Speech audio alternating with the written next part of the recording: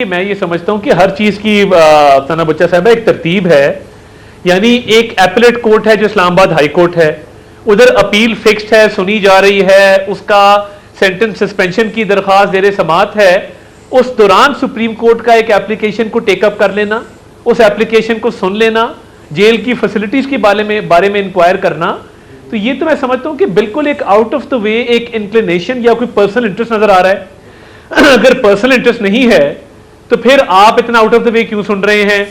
लगता यह है कि 16 सितंबर की जो डेडलाइन है रिटायरमेंट की, वो कहीं पे आड़े आ रही है और एक इनडिसेंट हेस्ट, जो एक गैर शाइस्ता उजलत है, वो देखने में आ रही है कि एक पूरे प्रोसेस को इवेट किया जा रहा है।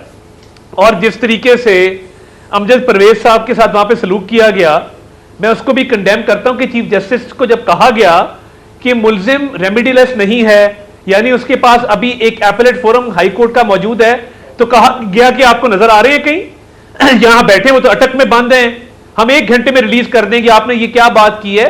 तो ये गुस्सा किस चीज का है और क्यों है? और फिर सवाल करना। और देखिए एक और बात मैं आपको बताऊं, टेक्निकली अमजद परवेज के पास सुप्रीम कोर्ट का वकालतनामा नहीं था, वो कोर्ट की प्रोसीडिंग देखने गए थे। उनको खड़ा करके रोशम पे बुलाना, सवालात करना, उनके सवालात के जो जवाब दी जो फैक्चुअल थे उनको ट्विस्ट करके ऑर्डर का हिस्सा बनाना, ये सब जो है एक शख्स की मोहब्बत में किया गया है, जिस शख्स की मोहब्बत में ये गिरफ्तार हैं और वो अटक में गिरफ्तार है। तो मेरी तो समझ से बाहर है कि इस मुल्क में ये रूल ऑफ लॉ के साथ क्या मौकरी हो रही है कि आपने डीपर अप्रिसिएशन ऑफ फैक्ट्स किए, पूरे केस के फैक्ट्स डिस्कस कर दिए, डिस्क्लोज कर दिए, अपना माइंड डिस्क्लोज कर दिया, लोअर कोर्ट्स को बाइंड कर दिया। तो ये तो अनहोनी है, कभी ऐसा हुआ नहीं पाकिस्तान की तारीख में। पाकिस्तान की तारीख में ऐसा नहीं हुआ, लेकिन आपको भी समझ नहीं आ रही, हमें भी समझ नहीं आ रही, समझने की कोशिश करेंगे। पहले शोएब शाहीन साहब आप जरा समझा दीजिए कि एक शख्स अगर सिर्फ प्रोसीडिंग देखने गया है, उसकी तैयारी भी नहीं है, उसको रोस्टर पे बुला लेना। लतीफ खोसा का आपकी भी कल तैयारी नहीं थी, लेकिन चलें चीफ जस्टिस की तैयारी थी, तो दलाइल 3 मेंबर बेंच में से 2 ने तो दे दिए। तो ये आज क्या ये अनहोनी है, ये क्या रूल ऑफ लॉ के साथ हो रहा है? ऐसे सवाल पहले याद ना आए। मरियम नवाज साहब आज दुरुस्त फरमा रही हैं कि ये सवाल उस वक्त तो नहीं किए गए, आज ये सारे सवाल हो रहे हैं कि क्या हो रहा है उनके साथ जेल में, क्या फैसिलिटीज मिल रही हैं, इसकी रिपोर्ट दी जाए। ये तमाम तर कुछ चीजें ऐसी नहीं है जो थोड़ा सा बेनिफिट दे रही हैं आपके चेयरमैन पीटीआई। कमाल की बात है कि अनड्यू हेस्ट यहां सुप्रीम कोर्ट को कह रहे हैं, यानी जिस जज ने 1 घंटे के 2 घंटे के नोटिस पे बगैर सुने हाई कोर्ट के और सुप्रीम कोर्ट के फैसलों को उठा के डस्टबिन में फेंक दिया, तारड़ साहब, और आप ये कहती हैं कि वो बेहतरीन फैसला है। ये जो केस कल लगा था हमारी, ये civil petition, criminal petition for leave to appeal, आपको पता है कब हमने फाइल की थी? ये 5 अगस्त को फाइल की थी, जिस दिन 3 को फैसला किया आमिर फारूक ने, 4 को हमें कॉपी मिली, 5 को अर्ली इन द मॉर्निंग ये फाइल हुई, जिस वक्त ख्वाजा आरिस के वकील को उठा लिया गया था, उसी दिन ये पिटीशन फाइल हुई है।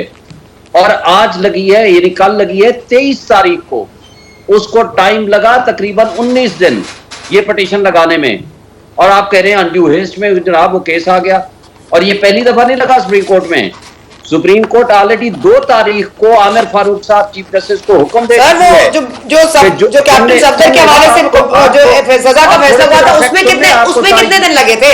उसमें कितने? सर मुझे आप उसमें ब्रैकेट ना करें, आप ये मुझे, अच्छा चल ठीक है बोले, मुझे आपकी बात का जवाब आ जाएगा, सुन लें।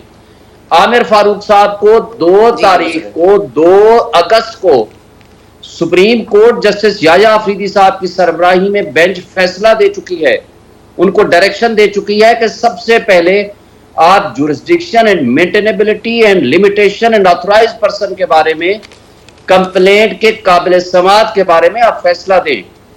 और 3 तारीख को आमिर फारूक साहब बजाय फैसला देने के तीसरी मर्तबा उसी जज को भेज देते हैं कि नहीं आप फैसला करें।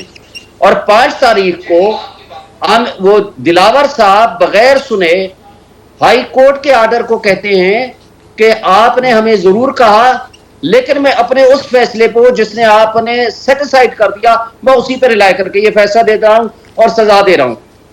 तो ये जो तर्ज अमल था, कर इलेक्शन कमीशन और इनके वकील ने जो एडमिट किया, उसने कहा हाँ जी हमने हक के दिफा भी नहीं दिया, हाँ जी पहले भी एक तरफा फैसला किया था, 5 को भी एक तरफा फैसला कर दिया, हाँ जी हमने 2 दफा बुलाया और 12 बजे हमने फैसला रिजर्व कर लिया। और हाँ जी, ये भी बात एडमिटेड फैक्ट है कि फहरिस्त गवाहान भी हमने मांगी थी, लेकिन जो 342 की स्टेटमेंट होती है, इनसे पूछा जाता है कि जनाब आप गवाह पेश करना चाहते हैं? हमने कहा हाँ, तो लेकिन हमने कहा वो गैर मुतल्लका है। ये भी पूछा गया, उन्हें एडमिट लेकिन किया आज आपको कि चीफ जस्टिस ने पाकिस्तान बाबर को की करा दिया ना कि आपका तारीख बुनियादी मौकफ ये था कि आपको सुना नहीं जा रहा। मेरी बात सुन लेना सर, आप एक तो ज्यादतियों के पहाड़ इतने गिनवा देते हैं कि मुझे तो लगता है पता नहीं आप कौन सी वाली लीगल प्रोसीडिंग देख रहे हो और मैं कौन सी समाअत को देख रही हूं। लेकिन जरा ये फरमा दीजिएगा, ये ज्यादतियों के पहाड़ के अलावा जो रिलीफ के पहाड़ हैं उनके ऊपर भी कोई जरा कुछ नजर डाल दीजिए कि आपके साथ वो ज्यादतियां गिन रहे हैं, जरा बेनिफिट्स भी गिनते हैं, जरा थोड़ा सा एडवांटेजेस भी गिन लें। मुझे बता दें कौन सा एडवांटेज, कौन सा बेनिफिट्स, आप मुझे गिनवा दें, मैं आपको जवाब दे दूं। सुप्रीम कोर्ट में एक ऑलरेडी एक मामला चल रहा है, आप सुप्रीम कोर्ट चले गए। आप लोगों ने हर बार ना पाकिस्तान की तारीख में किसी नहीं सर, आप जवाब नहीं दे रहे ना शाहीन साहब, वही आप एक पहले कभी किसी ने, जब आप पूरी रियासती इदारे और वो शहबाज शरीफ की वो हुकूमत जिसका काम 16 महीनों अरे पे शाहीन साहब, इस मुल्क में क्या क्या केसेस नहीं बने, एक केस ही इतना भारी बना कि 116 छोड़ दे। चले okay, let me I cut okay, let me just interrupt. Tarar साहब आप रिस्पॉन्ड करना चाहेंगे, फिर I have to go to Mustafa साहब। तारड़ साहब if you want to respond then I will go to Mustafa साहब। जी सर। देखिए, मैं आपको बताऊं, ये 1 साल से ट्रायल चल रहा था। जज जफर इकबाल को भगा दिया गया, उनकी अदालत पे हमला किया गया, फर्दे जुर्म लगनी थी, इन्होंने 4 महीने फर्दे जुर्म नहीं लगने दी। इन जज जफर इकबाल ने इनके वारंट जारी किए, पुलिस इनको लेने गई, अरेस्ट करने के लिए नहीं, अदालत में पेश करने के लिए। इन्होंने पेट्रोल बमों से हमला किया। अब नया जज आया है, उसने अपने फैसले किए और देखें, आपने 37 से 40 हाजिरी माफी की दरखास्तें जो हैं वो मंजूर करवाई हैं। ये चाहते थे कि फॉरेन फंडिंग की तरह इस केस को भी 6 साल चलाया जाए। अब जज का इख्तियार है कि वो अगर समझता है कि आपके विटनेसेस जो हैं वो इररेलेवेंट है, तो वो कानून के मुताबिक उसने वो लिस्ट आपकी नहीं ली। रऊफ हसन को विटनेस रखा हुआ है जो आपका अपना तर्जुमान है। तो ये केस चाहते थे कि इटर्निटी तक चलता रहे। और एक इनकी कामयाबी है, इन्होंने पूरी कौम को तकनीकी बुनियादों पे लगा दिया है। किसी को याद नहीं है कि मिस डिक्लेरेशन है, चोरी है, एक ब्लैक मार्केट में तोशाखाना के ताए फरोख्त हुए हैं, उनकी रकम भी सही तरह डिक्लेयर नहीं की हुई। तो भाई आप रास्ते मदीना के नारे लगाएं और उसके बाद चोरियां करें, व्यापार करें और फिर अदालतों को ब्लेम करें, बड़े गट्स चाहिए इस काम के लिए।